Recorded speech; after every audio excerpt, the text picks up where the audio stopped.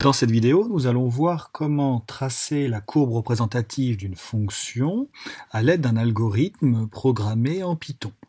Donc, au sein de l'ENT, nous allons donc créer un document Jupyter Notebook, qu'on peut appeler par exemple tracé de courbe.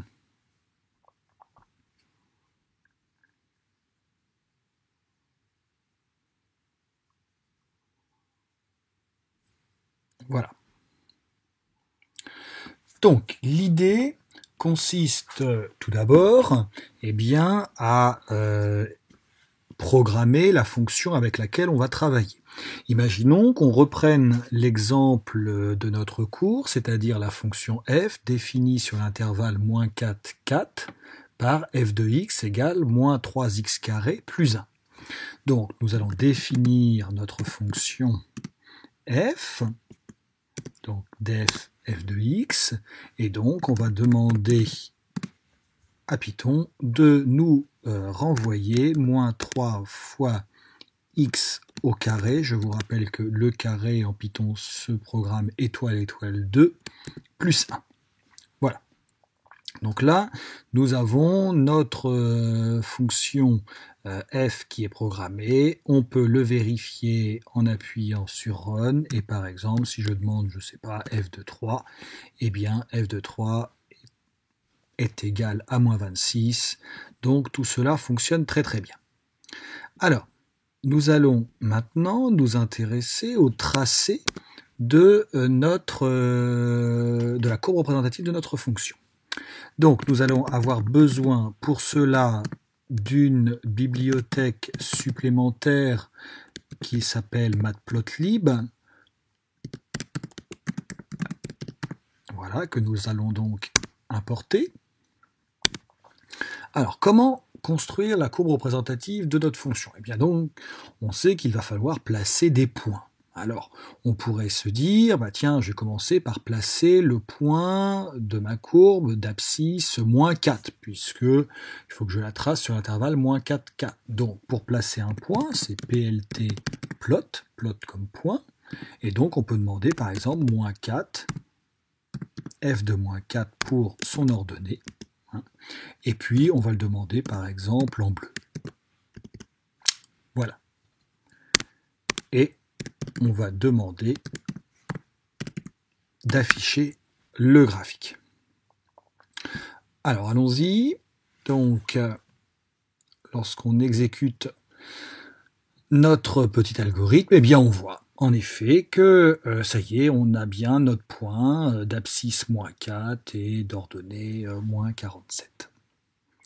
Bien, alors il va nous en falloir un petit peu plus. Alors, un petit peu plus, par exemple, on pourrait se dire que si je copie ça, eh bien, on va en rajouter des points comme ça. Alors, on pourrait faire pour après -4 le point d'abscisse -3, puis le point d'abscisse -2, puis le point d'abscisse -1, puis le point d'abscisse 0. Voilà, on réexécute. Et on voit que voilà, il y a un petit peu plus de points qui sont placés. Alors évidemment, vous comprenez tout de suite que c'est extrêmement fastidieux d'écrire tous les points comme ça à la suite les uns des autres.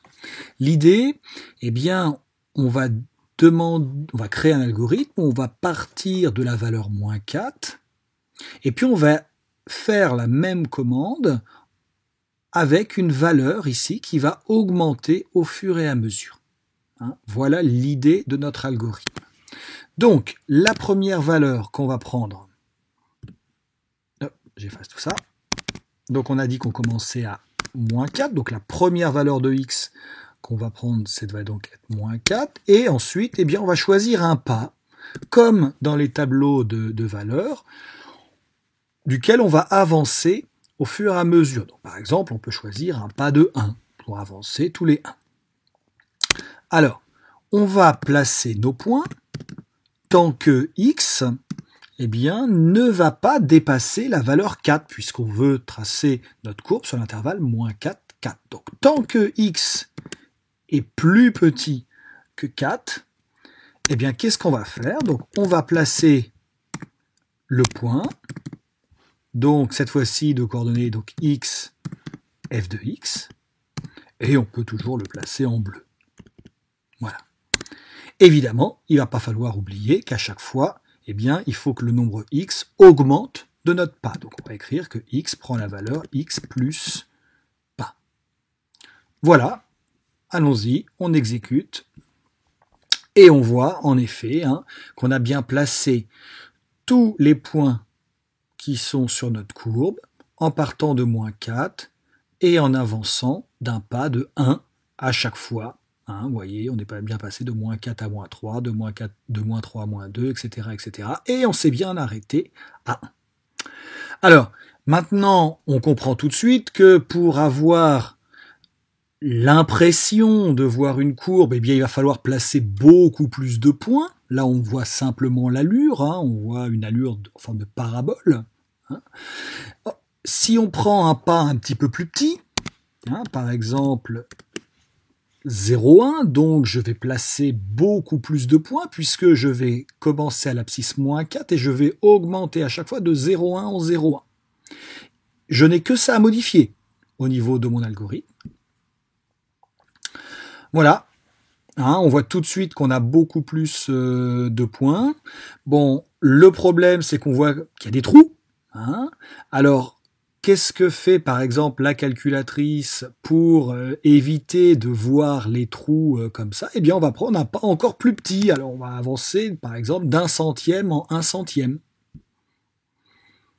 Alors là, voilà, on a l'illusion complète. Alors, en fait, il reste beaucoup de trous, mais à l'œil, eh bien, on ne les distingue plus et on voit l'allure de notre parabole qui représente donc notre fonction f sur l'intervalle moins 4, 4. Au niveau du cours, vous aurez remarqué que j'ai rajouté une commande grid où je l'active avec le nombre true. C'est tout simplement pour aider à la lecture et avoir une grille qui s'affiche. C'est un peu plus facile de repérer les valeurs ainsi. Bon, évidemment, ce n'est pas obligatoire. Dernière chose, cet algorithme s'adapte à toutes les fonctions.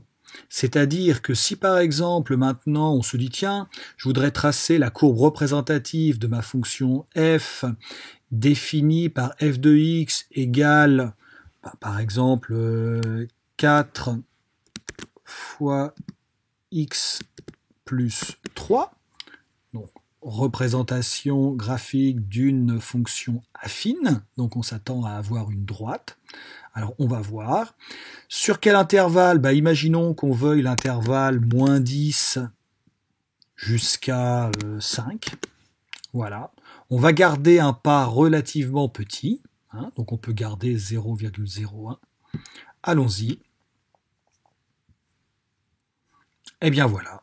On a bien une droite qui représente graphiquement notre fonction affine et on a bien travaillé sur l'intervalle moins 10, 5 qu'on avait choisi. Voilà, je vous conseille vivement de programmer dans l'ENT donc ce petit algorithme qui n'est pas très compliqué et qui permet très rapidement d'avoir les représentations graphiques de fonctions aussi rapidement que sur la calculatrice.